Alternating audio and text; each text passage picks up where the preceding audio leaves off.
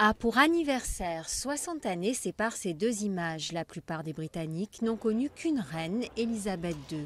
Seule son illustre aïeule, Victoria, a fait mieux avec 64 ans de règne. B pour Britannia, c'était le nom de son yacht. Quand il sera désarmé en 97, Élisabeth versera une larme pour la seule et unique fois en public. Elle aimait le Britannia, palais flottant qui a sillonné toutes les mers du globe avec quelques 5 tonnes de bagages à bord, dont la célèbre Rolls Phantom.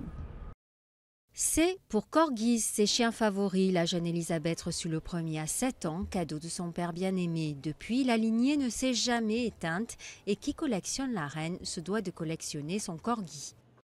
D pour Diana, solaire pour beaucoup, elle a marqué les années sombres de la souveraine.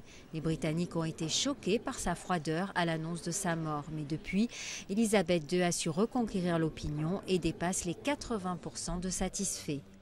F pour famille, 4 enfants, Charles, Anne, Andrew, Édouard et 3 divorces. Heureusement, les petits-enfants ont redoré le blason et tout particulièrement la dernière venue, Kate la roturière, désormais l'une des plus populaires de la famille. G pour Jean, peu de sujets le savent, mais c'est sa boisson favorite. À en croire ses biographes, c'est une habitude quotidienne qu'elle partage avec son époux, le prince Philippe. H pour hats, les chapeaux en anglais. La collection semble inépuisable. Le maître mot, c'est être vu de loin. La reine ne dépasse pas 1,60 m et les couleurs vives la distinguent du commun des mortels. Chaque tenue prend en compte les impératifs politiques du jour, comme ici du vert, la couleur de l'Irlande pour son premier voyage historique dans ce pays. R pour Racing Post, son journal préféré. Il parle des courses. La reine élève des chevaux qui ont plusieurs fois remporté des derbys prestigieux.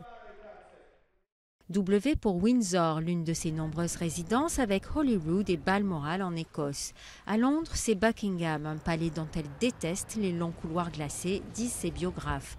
Mais Buckingham, c'est le palais des rois et reines britanniques, alors c'est là qu'elle vit, le devoir avant toute chose.